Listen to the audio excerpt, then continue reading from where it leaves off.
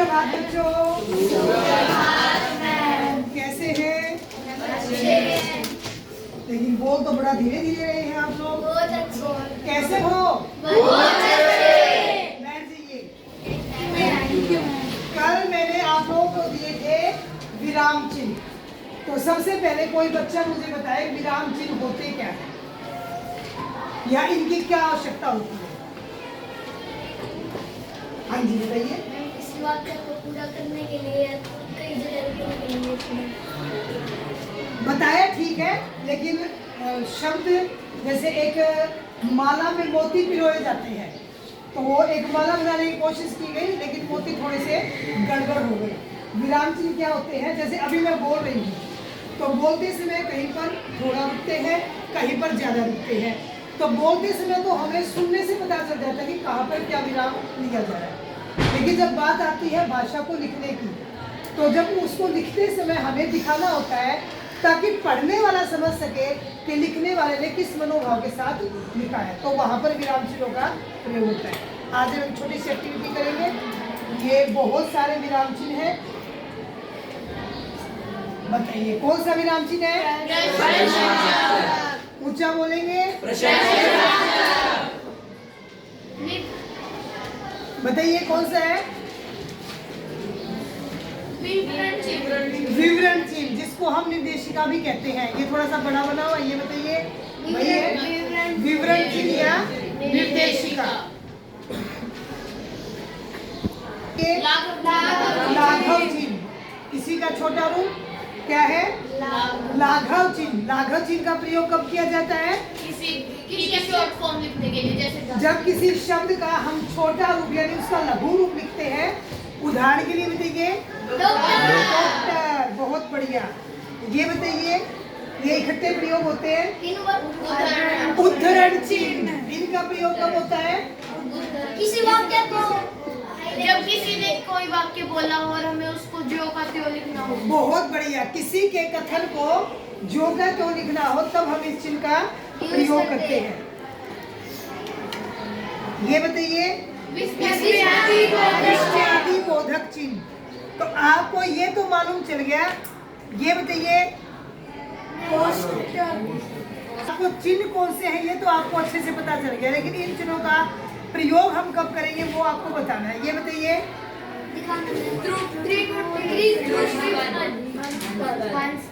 हंस पद। हंस पद यानी त्रुटि पूरक, जब लिखते लिखते कोई गलती हो जाए या कुछ छूट जाए तो उस छूटे हुए को लिखने के लिए वहां पर हम इस चिन्ह का प्रयोग करते हैं। और उसी के साथ वाली लाइन पर हाशिए पर, जिसको इंग्लिश में हम मार्जिन कहते हैं, आपकी कॉपी में लगा होता है, वहां पर हम उस शब्द को लिख देते हैं जिसे पता चल जाता है कि इसको इस लाइन के साथ लिखना था। तो अब आप मुझे लगाकर दिखाएंगे। देखिए बोर्ड पर मैंने कुछ वाक्य लिखे हैं, ठीक है? प्रियांशी आए, जल्दी आप बताइए। आहा कितना सुंदर मौसम है। शाबाश। ये कौन सा चिन्ह लगाया आप बताइए? विस्मयादि बोधक चिन्ह। ये कौन सा चिन्ह लगाया है? विस्मयादि बोधक चिन्ह। शाबाश। आप आइए मेरी जी करेंगे। ये कौन सा चिन्ह लगाया? आप ऐसे नहीं बोलेंगे, ऐसे भी मालूम नहीं चलता ना किसको आया किसको नहीं आया। आप बताइए पूर्ण विराम। ये कौन सा चिन्ह है? पूर्ण विराम। शाबाश बहुत बढ़िया। आप आइए। चारों ओर रंग बिरंगे फूल खिले हैं।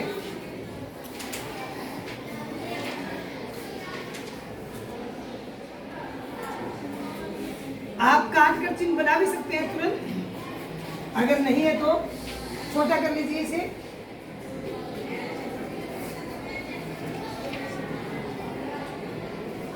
हाँ जी मनन आप बताइए कौन सा चिन्ह लगाया? ये आप बताइए योजक चिन्ह। बहुत बढ़िया। आइए इधर आप आइए। अगर चिन्ह नहीं मिल रहे हैं तो आप यहाँ से बना सकते हैं तुरंत। मैंने रख दिया है, आप देख लीजिए।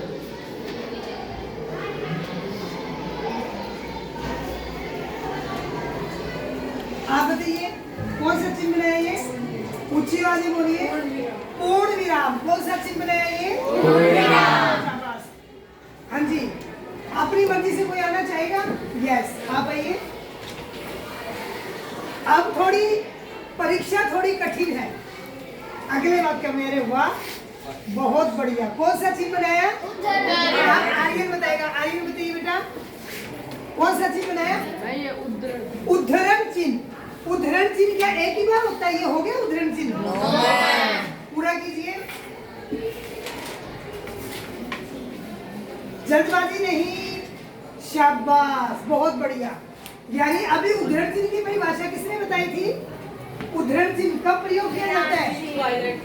जब किसी की बात हमें ज्यों की त्यों लिखनी हो तब इसका प्रयोग किया जाता है। बहुत बढ़िया। जब किसी की बात तो उद्धरण चिन्ह का प्रयोग किया जाता है। अब देखिए, इसको मैं पढ़कर सुनाती हूँ, हालांकि अभी इसके बीच में और चिन्ह आएंगे, अभी देखते हैं। लेकिन अर्जुन, तुम मेरे वचनों का पालन करो, उठो, शस्त्र उठाओ, शत्रुओं पर वार करो, श्री कृष्ण ने मोहग्रस्त अर्जुन से कहा। अब यहाँ पर किसकी की बात को जो की त्यों रखा गया है? श्री कृष्ण की बात को जो की त्यों रखा गया है? आप बताइए, श्री कृष्ण ने किससे कहा है? अर्जुन से कहा। श्री कृष्ण ने अर्जुन से कहा, तो श्री कृष्ण की बात को जो उन्होंने अर्जुन से कही थी उसको जो की त्यों यहाँ पर रखा है, जिसको दिखाने के लिए हमने उद्धरण चिन्ह का प्रयोग किया है। उद्धरण चिन्ह जहाँ से बात शुरू होती है वहाँ शुरू होता है, और जहाँ पर वो कथन खत्म होता है वहाँ पर वो उद्धरण चिन्ह बंद हो जाता है। बैठ जाइए, बहुत बढ़िया। अभी और कौन पूरा करेगा? आइए।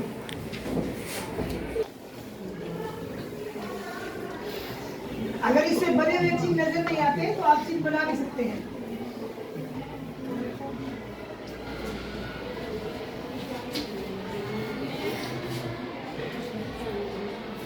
कौन सा चिन्ह लगाया? ये चिन्ह कौन सा है? अल्प विराम। बहुत बढ़िया। चलिए, और कौन पूरा करेगा?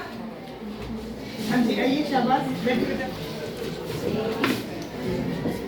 कौन सा चाहिए आपको? अल्प विराम चाहिए, जो अभी प्रयोग किया था वही चाहिए।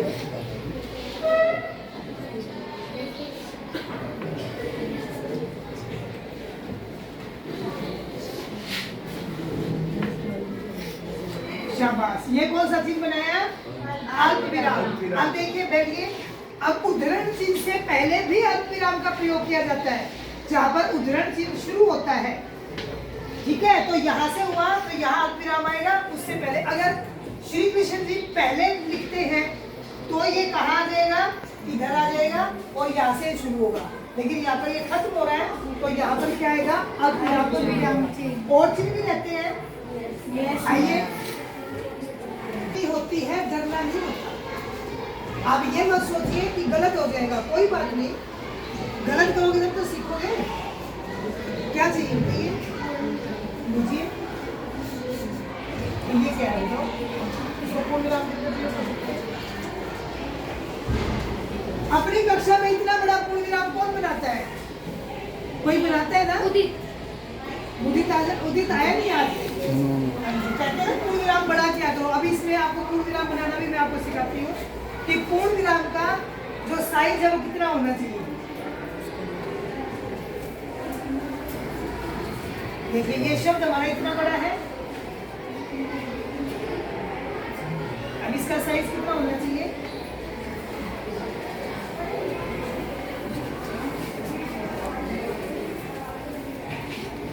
ये यानी जितना बड़ा हमारा अक्षर है उतना बड़ा हमारा पूर्ण विराम होना चाहिए। समझ में आ गया? क्योंकि नर्सरी में तो खैर विराम चिन्हों का प्रयोग नहीं होता है, क्लास फर्स्ट से विराम चिन्ह शुरू हो जाते हैं जो समझाए भी जाते हैं। तो वहाँ पर ना जाने आप बच्चों को कैसे गलत आदत पड़ जाती है, जिसकी आदत बड़ा बनाने की पड़ेगी वो बड़ा ही बना रहा है, और कई बच्चे बहुत छोटा ही बनाते हैं। तो उसका एक स्टैंडर्ड साइज होता है, एक मानक आकार होता है, उसका लंबाई होती है कितनी, कि जितना बड़ा हम जो अक्षर बना रहे हैं उतना ही बड़ा हमारा पूर्ण विराम है। अगर अक्षर बड़े हैं तो पूर्ण विराम उसके हिसाब से, और अगर अक्षर छोटे हैं तो पूर्ण विराम भी उसके। और यही साइज रहेगा प्रश्नवाचक का, यही साइज रहेगा विस्मयादि बोधक। और रहते हैं अभी तो। बताइए अर्जुन के बाद क्या आना चाहिए? अर्जुन अर्जुन के बाद क्या आना चाहिए? विस्मयादि बोधक। अर्जुन के बाद क्या है? विस्मयादि बोधक। क्योंकि पुकारा है ना, जब किसी का नाम लेकर बोलते हैं तो वहां भी क्या आता है? विस्मयादि बोधक चिन्ह आता है।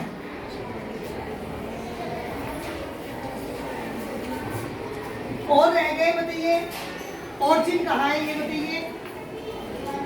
मेरे वचनों का पालन करो, उठो, क्या आएगा?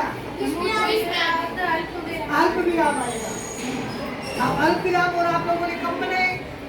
आपने चिन्ह तो बहुत बनाए लेकिन ये प्रयोग नहीं हुए, निर्देशिका ही प्रयोग नहीं हुआ। कोई बात नहीं, कल हम इसका अभ्यास दोबारा करेंगे। आप अपने घर से दोबारा बना